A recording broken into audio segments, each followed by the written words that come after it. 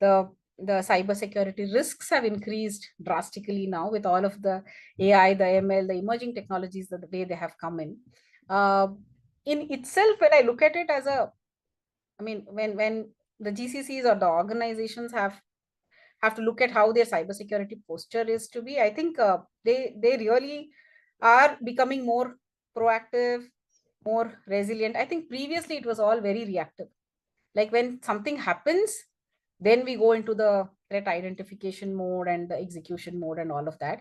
Now there is a good combination. Like if really an organization is looking at, having a strong cybersecurity posture, they're focused, it's like a good combination of preventive and detective mechanisms right now. And there is totally a very strong focus on that.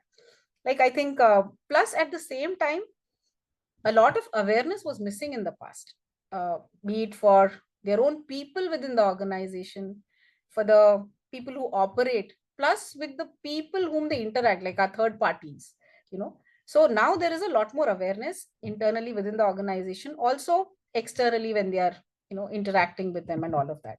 So a few things, like if I look at it, one big for me shift is the reactive to proactive, where they are moving beyond like reacting to just incidents and focusing on anticipating these threats.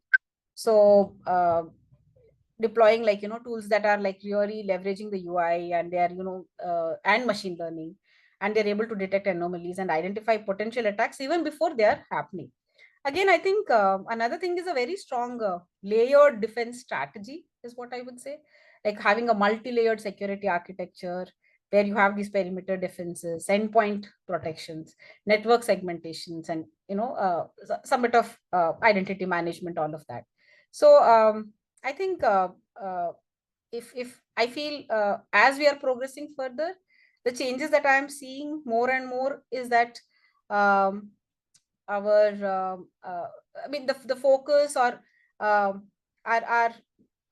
what would you say, our emphasis on having like a zero trust architecture, move towards a zero trust framework where no entity, whether inside or outside the network, is trusted by default. So every access request is identified or verified on the identity location and the device structure posture. Multi-factor authentication, IAM presence, micro segmentation, all of this.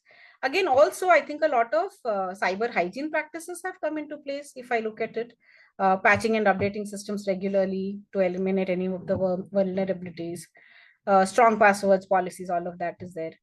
Shadow IT and monitoring, like for shadow IT or for some unapproved technology use, all of that.